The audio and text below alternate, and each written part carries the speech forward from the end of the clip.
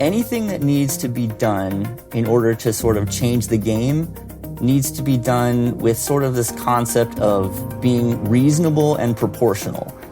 Hello, everyone, and welcome to the CyberWire's Hacking Humans podcast, where each week we look behind the social engineering scams, the phishing schemes, and criminal exploits that are making headlines and taking a heavy toll on organizations around the world. I'm Dave Bittner from the CyberWire, and joining me is Joe Kerrigan from the Johns Hopkins University Information Security Institute. Hello, Joe. Hi, Dave. We've got some good stories to share this week, and later in the show, my conversation with Adam Flatley. He's Director of Threat Intelligence at Redacted. So who's got the advantage in cybersecurity, the attacker or the defender? Intelligent people differ on this, but the conventional wisdom is that the advantage goes to the attacker. But why is this? Stay with us and we'll have some insights from our sponsor, KnowBe4, that put it into perspective. All right, Joe, let's jump right in here with some stories. What do you have for us this week? Dave, my story this week comes from Amir Awaida over at We Live Security. And he has a fascinating article for the new year. Happy New Year, by the way, Dave. Happy New Year. 22 cybersecurity statistics to know for 2022. Okay. So try saying that 3 times fast. Right. Now, Amir has a whole list of things. I'm not going to go through all of them because some of them are not germane to the social engineering nature of this podcast, but there are some interesting highlights in here. Let's start with item number 1. 2021 saw the highest average cost of a data breach in the past 17 years. It now costs $4.24 million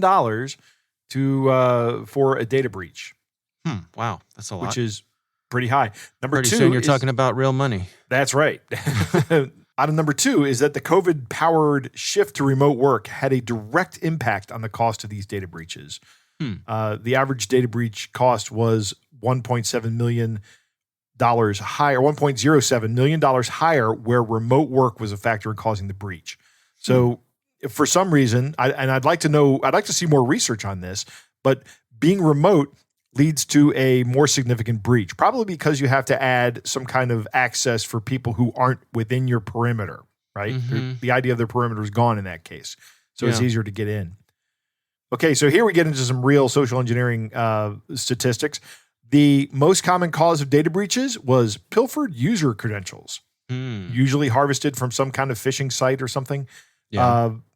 These were responsible for about 20% of breaches, and the average cost of these breaches was $4.3 million, almost $4.4 million. The highest ask for ransomware occurred in 2021, $70 million. I feel like I want to put my pinky up next to my lip and say $70 million. Wow.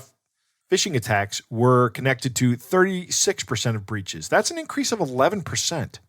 So phishing remains remarkably effective. This could be attributed to the COVID pandemic, but I don't know. I think I think these guys are just getting better at their art form. Yeah, I mean, it works, right? It still works. As long as it works, they're going to still use it. Exactly. Social engineering attacks are the gravest threat to the public administration, accounting for 69% of public administration breaches analyzed by Verizon. This is from the Verizon DBIR. So does that mean like government organizations? Yes, government organizations. Okay. Social engineering attacks were responsible for 69% of those being successful. Wow. Got to skip a bunch here. Down to number 10, we get to cryptocurrency investment scams remain as popular as ever. And I think back to our NFT discussions, Dave. Yeah. Shocker. I'm shocked to find that there would be scamming among these rapidly evolving technologies. Yeah, exactly. I had a conversation with somebody when we were talking about NFTs where somebody made their own NFT, sold it to themselves for $100,000, and then put it on the market for $30,000. And somebody said, wow, that's a 70% discount, and snatched it right up. So I'm thinking, that's unethical, but man, I could make $30,000 in no time at all if I knew how smart contracts worked in NFTs. Okay. Which you probably shouldn't do that, but I mean, it's I'm still baffled by the NFT phenomenon. Yeah, you and still me both. baffled by it. Yeah. Yep. All the way down to number 17. Recent years have seen threat actors moving from just infesting systems with ransomware to double extortion. And that is no exception this year. Double extortion was 8.7% in 2020, and now it's 81% of ransomware attacks in 2021. I would say that was one of the big stories for last year was the shift to double extortion, that for sure. I maintain that you should still not use that as a calculus for whether or not you pay a ransom, because there is no guarantee that these guys are going to keep the data secret. In fact, there's evidence to the contrary of that. That being said, if you don't pay the ransom, there is a 100% probability that they're going to disclose it. That's going to happen. So, I mean, weigh that one way or the other for your own risk model, and whether or not you want to trust these criminals with keeping their mouths shut. I just don't. I don't see any reason to do that. Yeah. Additionally, you have still suffered a data breach, right? And that needs to be responsibly disclosed, or disclosed rather. Not responsible disclosure is for other things. Right. All the way down at the end of this, the last 3 points in 2020, the FBI's Internet Crime Center. It's actually Internet Crime Complaint Center, received a record-breaking almost 800,000 cybercrime complaints, with reported losses being responsible for $4.2 billion in losses. Here's a big social engineering statistic.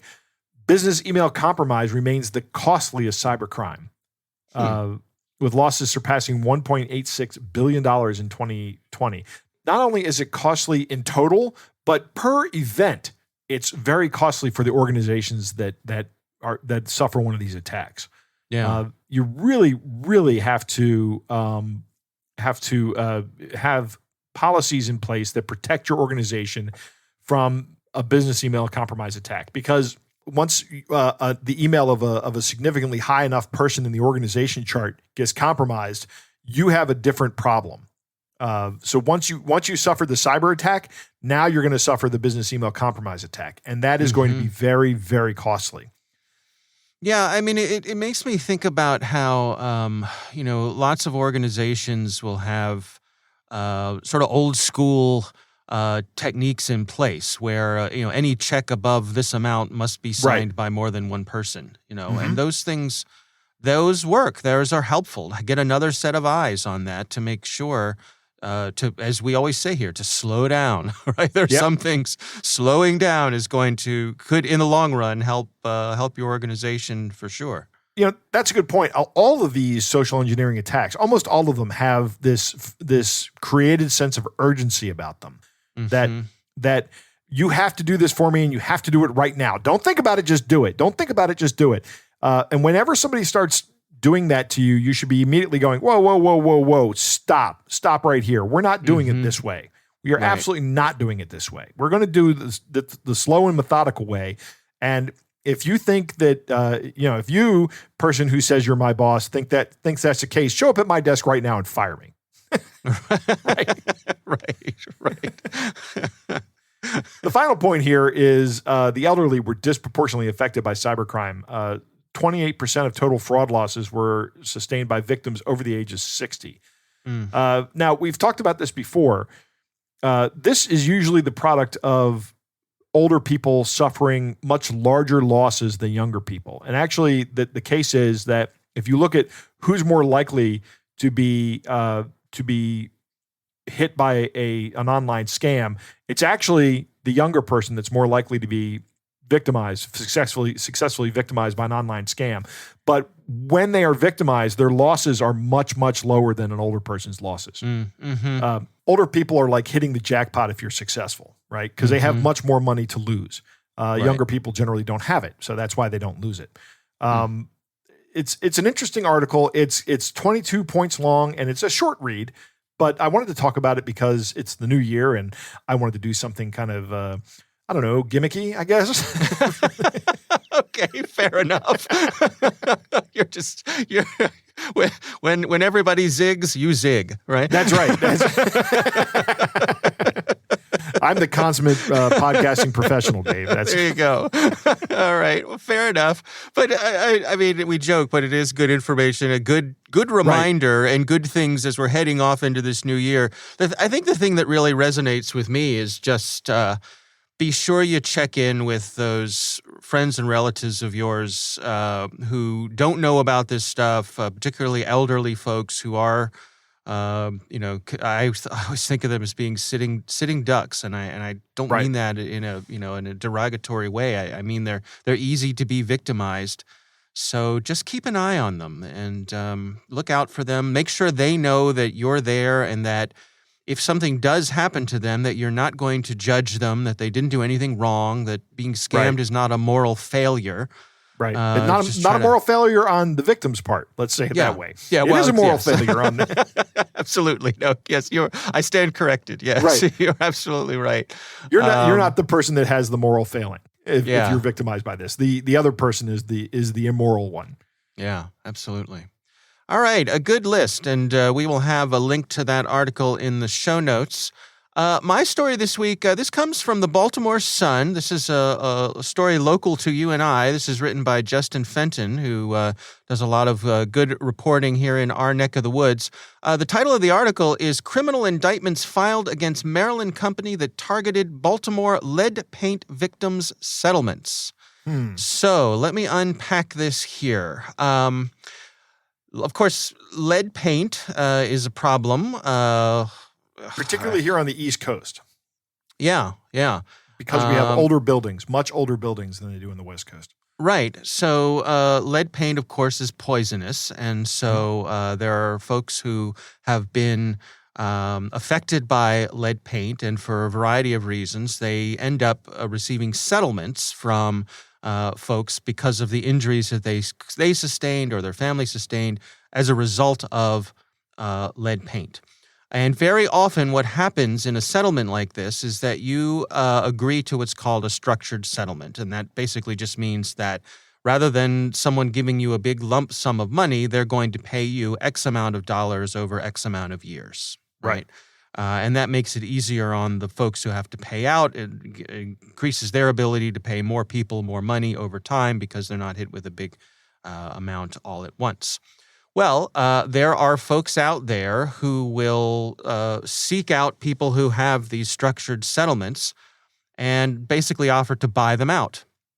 Right. So they'll say, hey, instead of taking 10 years or 20 years to get all this money, how about I give you this lower amount of money right now, and then I will receive the payments over the course of these several years.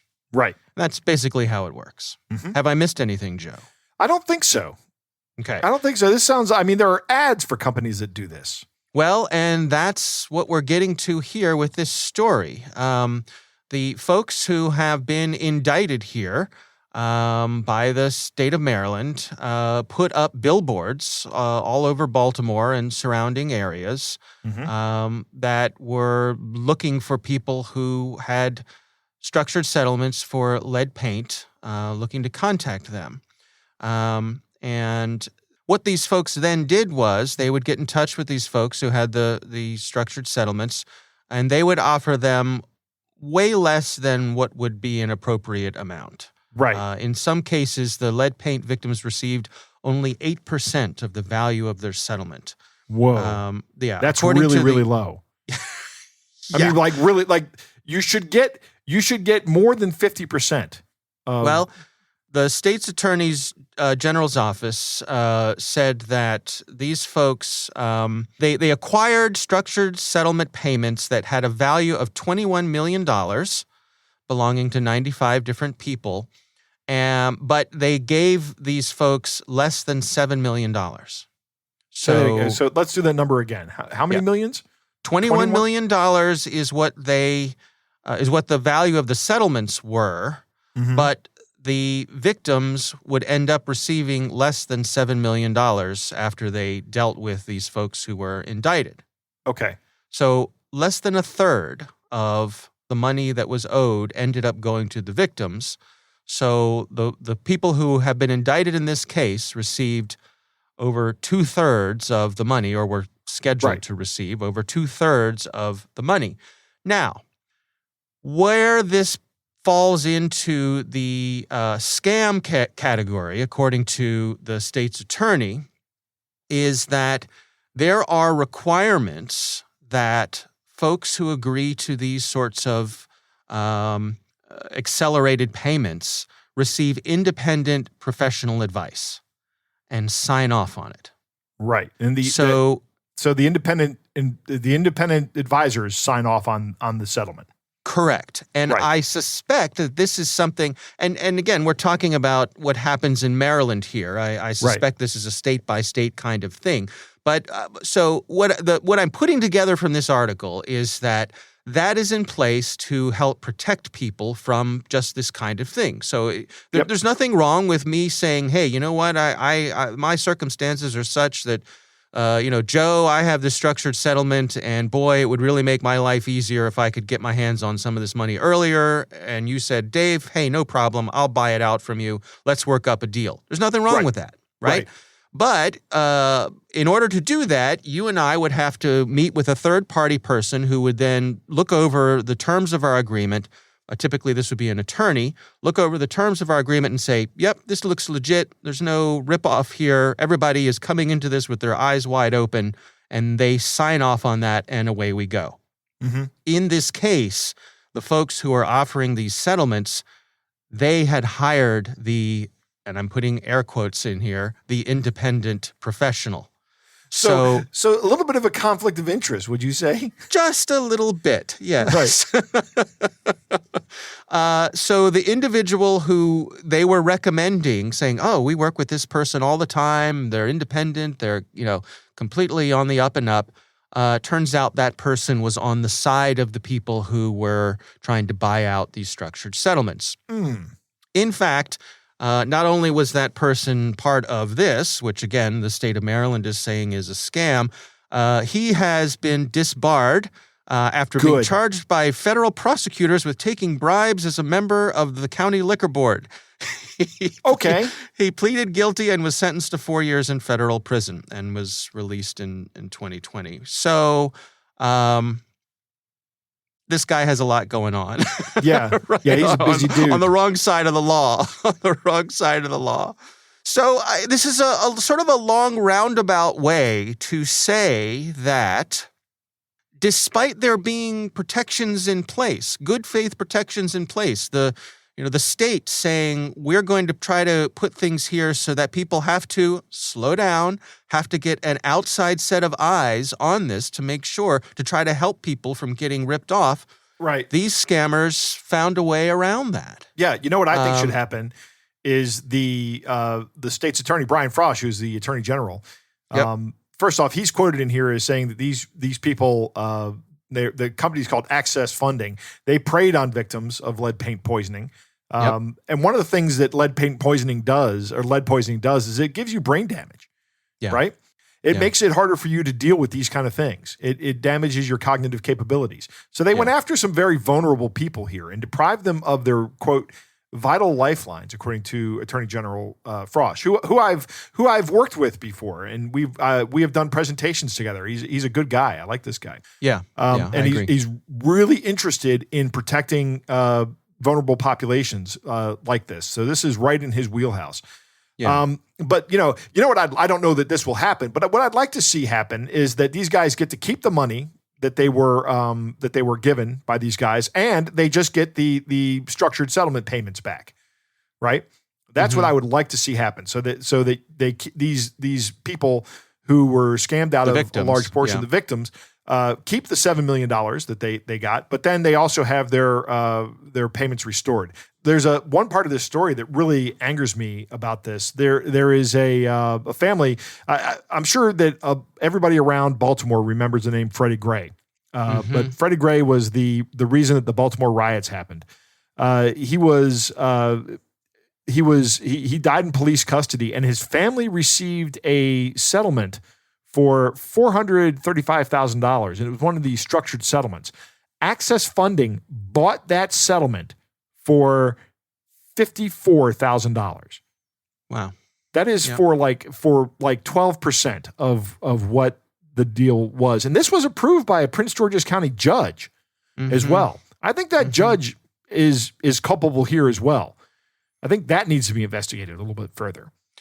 Yeah, I mean, it strikes me as sort of it's along the lines of payday loans. It's just predatory. Yeah, absolutely.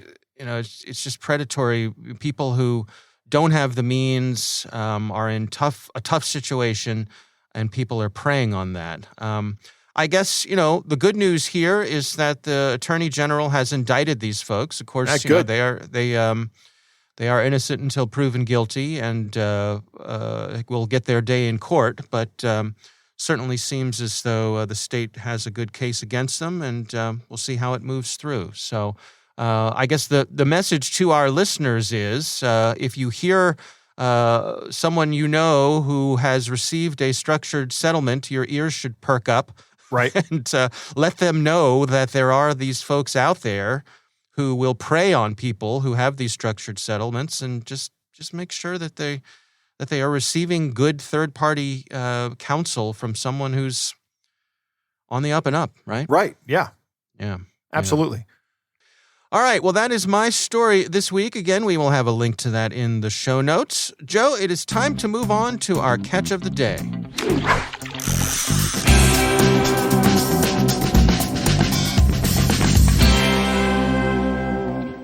Dave, our catch of the day comes from a listener named Brady, who writes, "Thought you might like to use this one on your show. Interesting that they splurged for a full-color, thick cardstock, but did not professionally proofread the document by someone who speaks English.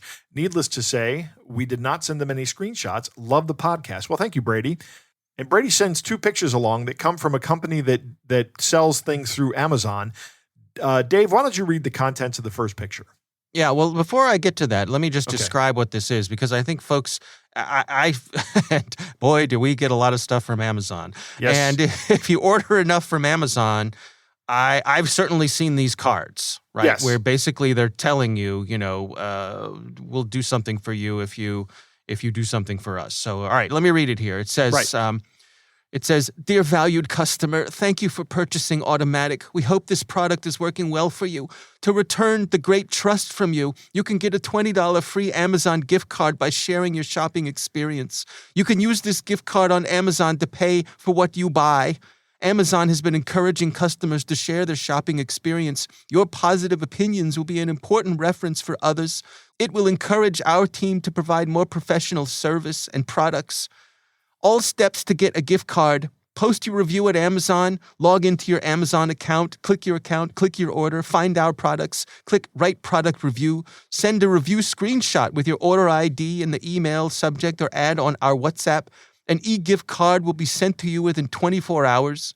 If there is anything you not so clearly with using it, you are waiting to send the message to us. Our R&D team will support you during 24-hour working hours. Thanks and best wishes." So what's happening it really here, falls apart in the end, doesn't it? Right, it does. Yeah. It's like they ran out of money for the translating service. Right. And then just had somebody who speaks a little bit of English do it. Yeah. So what this is not, this is not a scam that's targeting Brady. In fact, you may actually get a $20 gift card, but what they're doing is you're essentially buying a 5-star review. Yeah. If you don't write a 5-star review, you're not getting a $20 gift card. It's just not happening. You write a 3-star review, you're not getting anything. But I want to point out, this is against Amazon's terms and conditions. You're not allowed to pay people for their reviews. And that's what these are doing here. So you ever see you ever wonder how does this product have so many 5-star reviews? This is how, this right here. Yeah. Yeah. So here's a question for you, Joe. You get something like this. You get this postcard. Do you rat them out? Do you let Amazon know? What do you do? I might rat them out. Yeah. I might do that. I might be inclined to do that. Yeah. Yeah. It's a shame that it's come to this, but I've read articles that talk about how this really does make a difference if you're selling things on Amazon. Getting those 5-star reviews bumps you up to the top of the list, and that can be the real difference maker for the success of your endeavor with Amazon. I want to point out that it is perfectly fine to send an email saying, "Hey, please review us on Amazon," and you can encourage people to write a 5-star review. You just may not compensate them for that. Right. Bribes are against Amazon's terms and conditions. Right. Yes. All right. Well, our thanks to Brady for sending that in to us. We would love to hear from you. If you have a catch of the day or a story you'd like us to consider for the show, you can send it to us at hackinghumans@thecyberwire.com.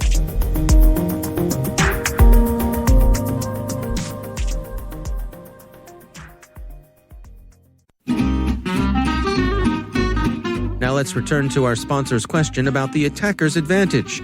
Why do the experts think this is so? It's not like a military operation where the defender is thought to have most of the advantages. In cyberspace, the attacker can just keep trying and probing at low risk and low cost, and the attacker only has to be successful once. And as KnowBe4 points out, email filters designed to keep malicious spam out have a failure rate of over 10%. That sounds pretty good. Who wouldn't want to bat nearly 900? But this isn't baseball. If your technical defenses fail in 1 out of 10 tries, you're out of luck and maybe out of business. The last line of defense is your human firewall. You can test that firewall with KnowBe4's free phishing test, which you can order up at knowbe4.com/fishtest. That's knowbe4.com/fishtest.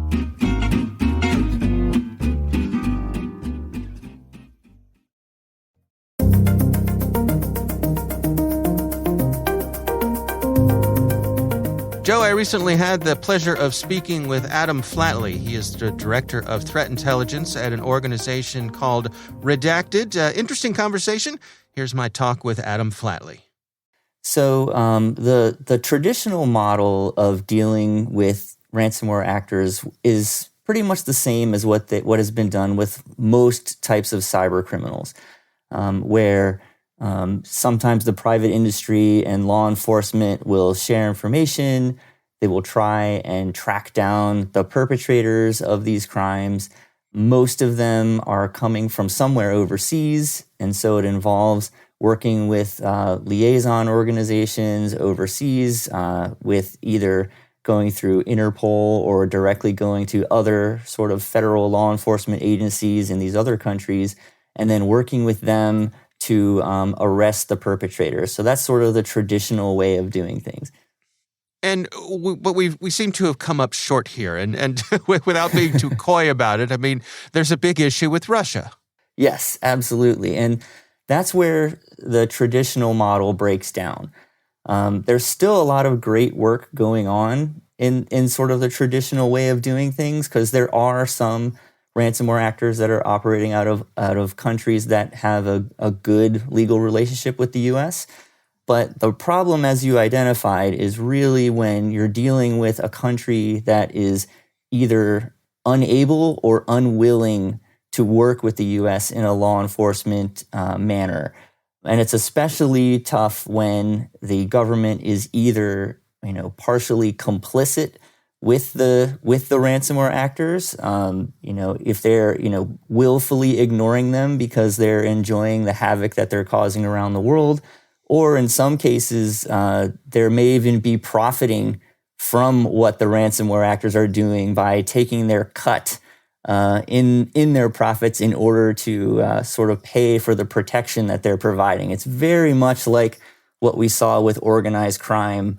You can think of it in that light, where large criminal organizations would corrupt the police, and then have the police shelter them for a cut of or a skim of the profits. And so what options then are on the table? I mean, are we talking about diplomatic pressure? Could we see this get to the point where there's kinetic action, where we're targeting actual physical locations for damage? So anything that needs to be done in order to sort of change the game needs to be done with sort of this concept of being reasonable and proportional. So, I don't think anybody with any good sense is advocating dropping bombs on anyone overseas for doing this kind of thing. Right. But there are many, many capabilities that the government has that they can bring into this fight. And that's sort of what changed when the Biden administration designated ransomware as a national security threat. That really changed the game. That allowed the US government to do a lot of things. So, number one, it got more resources to be able to put into the traditional way of doing things. So, the organizations that were already in the fight are getting a lot more resources to do it. However, it also then unlocked the ability for the intelligence agencies, the military intelligence apparatus, and other parts of the government to now get into the fight, because it's not just a pure criminal act anymore. Now these acts are considered national security threats, which then unlocks this entire other, bevy of capabilities. What sort of capabilities do we suspect we're talking about here? So when you're in a situation where the traditional law enforcement model either isn't working or is being blocked by an uncooperative adversary, that's when you start to conduct operations that will allow you to do several things. So, number one, gathering information in order to have irrefutable evidence that we know who the criminals are, we know where they live, we know what they're up to, and then that is presented to that uncooperative government in such a way that there is no legitimate way that they can deny that they are in their country. And that will then enable sort of what you were talking about adding that diplomatic pressure. So if you can present them with a really clear target package on exactly what this group is, who the members are and what they're doing, where they live, to where it's completely irrefutable, if they then do not cooperate, serious repercussions can be brought on them from a diplomatic perspective, especially, additional sanctions or other types of activities that would put pressure on the government to comply with this, rock solid case. There will be some situations where a government still will just deny. They'll deny, counter accuse at every opportunity, right? And so when you're in a situation like that, the law enforcement model completely breaks down. And so we would have to take matters, into our own hands to protect our country from a national security perspective. And so that's where, disruption operations come into play. Where they make it impossible for these actors to do what they're doing, or they make it impossible for them to actually continue to profit from these crimes and then drive them into doing something else that is not targeting our country. So take away the ability for them to make money. I guess make it so that it's no longer worth their time. Yeah, because really what it boils down to is right now, the ransomware actors that are operating from countries that are sheltering them have literally no consequences for their actions. They're operating with impunity. They're hiding behind, their big brother, and they're just reaping millions and millions out of these companies that they're victimizing. And so you have to change their risk calculus a bit. You have to show them that they can be found, they can be touched, and that their lives can be made very, very difficult if they're going to continue down this road, and maybe it would be a better idea for them to do something else with their time. What about coming after the ability for them to actually exchange the money, going after some of the cryptocurrencies? Are there options there that seem practical and achievable? Yeah, absolutely. It really needs to be part of a holistic strategy in order to do this. You can't just do pure disruption. Can't just do pure, threat actor hunting and targeting. It's got to be part of a large weave of a campaign that involves, all the traditional things that law enforcement does, all the traditional things that the State Department would do, all the things that Treasury would do, all woven together in, a whole of government effort to tackle this problem. So with cryptocurrency specifically, there are exchanges out there that are not following what would be sort of the normal banking rules about knowing your customer. And so things that would help them comply with anti-money laundering statutes and anti-funding of terrorism statutes, Those kind of things, if applied to these exchanges, would then force them to know exactly who is transferring money to who. And then that could be used in a law enforcement capacity to prevent them from moving money that way, or at least doing it anonymously, which could create options to recover those funds. When I think about the potential for offensive operations from some of our intelligence agencies, their ability to reach out and, do some of the things that they would do to do harm to the systems and capabilities of our adversaries. Do you think it's likely that those are the kinds of things that may happen, but we would never hear about them? I mean, very likely. If anything starts to go down that road, in most cases, none of us would ever know about it. And in most cases, doing direct offensive cyber actions is not the right answer either. Because in most cases, these actors, if some of their infrastructure were to be destroyed, they can spin up new infrastructure sometimes in minutes and just continue doing what they're doing. So it's not as easy as, firing a cyber bullet and the problem goes away. It really needs to be it needs to be like one tool in this larger campaign where maybe that's the right thing over in this corner, but in this other corner, it's diplomatic pressure. In this other corner, it's starting to squeeze them on how they can turn cryptocurrency into fiat. And you slowly crush and dismantle and destroy the organization from all sides. I think about, for example, spam, just sort of regular run-of-the-mill spam. I kind of think of that as being a solved problem. That spam rarely makes it into my inbox. The mail providers they do a really good job with that. Do you think we're headed in a direction where we might see that with ransomware, where enough changes happen that it becomes a thing of the past? I think we can get there. But what it will take is the will to really drive this campaign and to be relentless. The message needs to be sent that this is unacceptable and we will no longer sit back and just play defense, because essentially it's really easy to get past the defenses if you're on the offensive side. You're seeing, companies are getting hacked every single day, and some of them are spending millions of dollars on, security software and other things for their defense. But there is literally no network that's unhackable. With enough time and energy, you can get in anywhere. So the really key here is to let them know that we are no longer just going to sit here and play defense, and we are going to come after you. And you need to stop what you're doing, or you're going to face the full force of not just the US government, but all of the allied governments around the world who are no longer going to tolerate this behavior.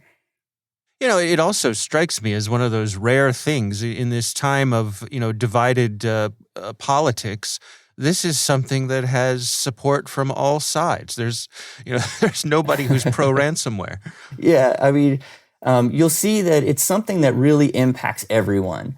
When the Colonial Pipeline was taken down briefly, it caused, massive reactions on the entire East Coast of the US. I mean, we saw cases where people were filling trash bags with gasoline because they were in a panic about shortages, and their cars were lighting on fire. So even that, relatively small disruption, caused people to go crazy. And then there was the JBS meats, started to have an impact on the food supply. And then recently there were 2 farming cooperatives that were taken offline by ransomware, and that had another impact on the food supply. So, I mean, when you start messing with people's fuel and food and potentially the electric grid, they're definitely messing with hospitals during the pandemic. You're starting to touch people at every level of their lives, and it really starts to feel like our country is under attack at this point. And when that happens, Americans unify regardless of what's going on. If our country is under attack, we get together and we fight together.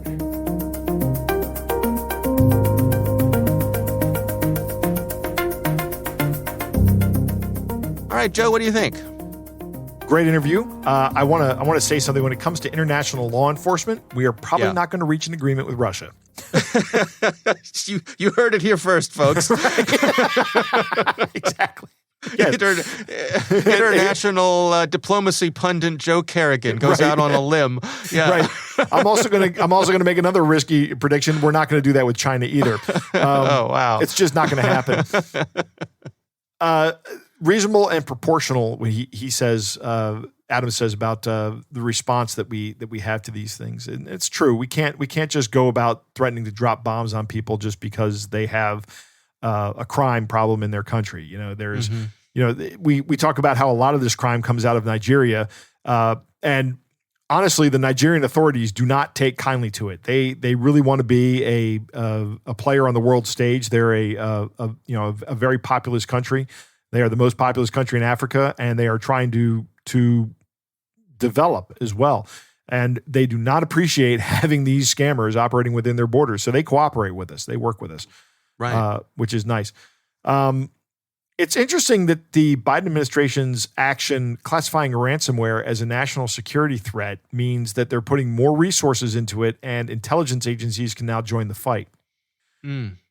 I like that for this case, but I want to temper that with a little bit of caution because it's very easy to say something's a national security threat, and then all of a sudden you get all kinds of resources thrown at it. And I can imagine that going badly for a lot of different people. I mean, I'm on board with it for this case, but as citizens in a free society, we must be ever vigilant. There's a saying, I think it's on the National Archives, that perpetual vigilance is the price of liberty. And that's what we have to have here. Yeah. I'm glad that the government has the ability to take ransomware seriously, but I'm concerned, not for the immediate future, but for the distant future, that this could very easily be abused. Yeah. I think it's a good point. Yep. I like what Adam is saying about building a case that you present. You present to the foreign power. But there are two countries that come to mind immediately, and I've already mentioned them, that will always deny and counter-accuse. Right. That's just the way these guys do business. It's how they are. Yeah. This is an economic problem, and if we can change the economic model, we can disincentivize the activity, which would be great, right? I've been talking about that for a number of years, how this is an economic issue.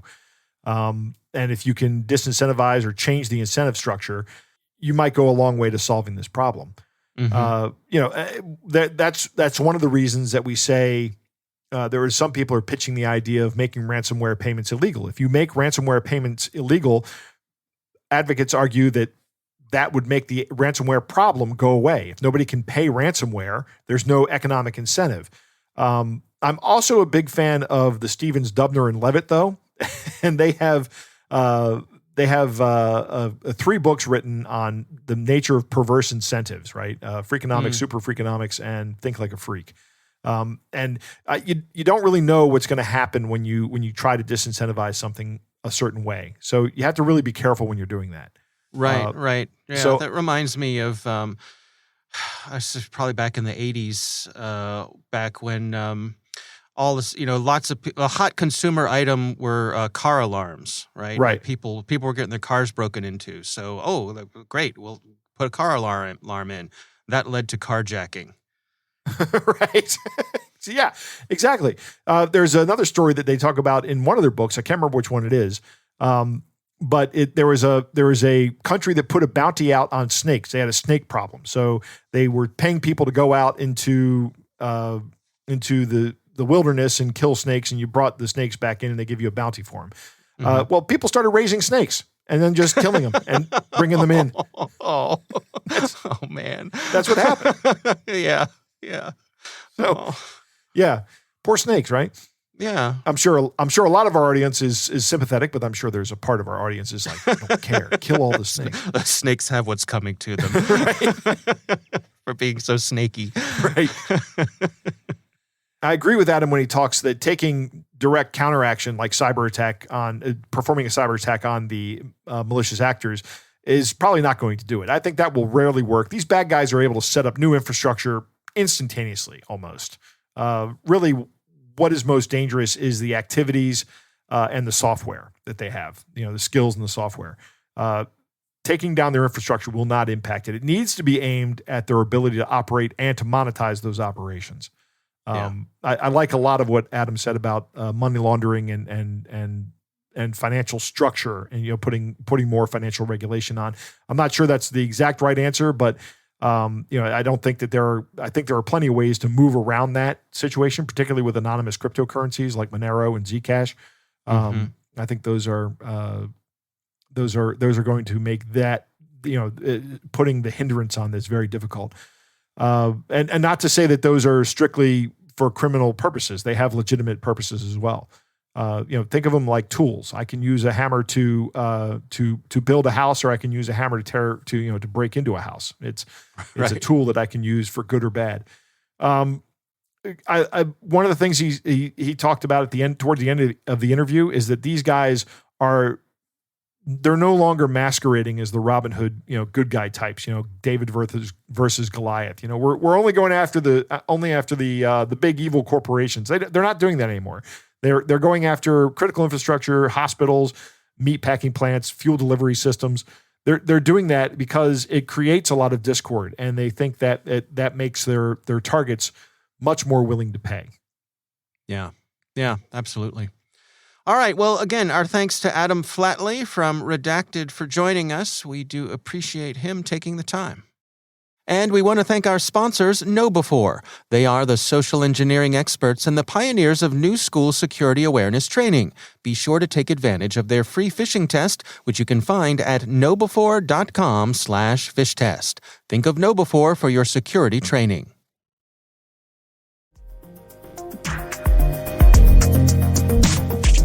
That is our show. We want to thank all of you for listening. We want to thank the Johns Hopkins University Information Security Institute for their participation. You can learn more at isi.jhu.edu. The Hacking Humans podcast is proudly produced in Maryland at the startup studios of Data Tribe, where they're co-building the next generation of cybersecurity teams and technologies. Our senior producer is Jennifer Iben. Our executive editor is Peter Kilpie. I'm Dave Bittner. And I'm Joe Kerrigan. Thanks for listening.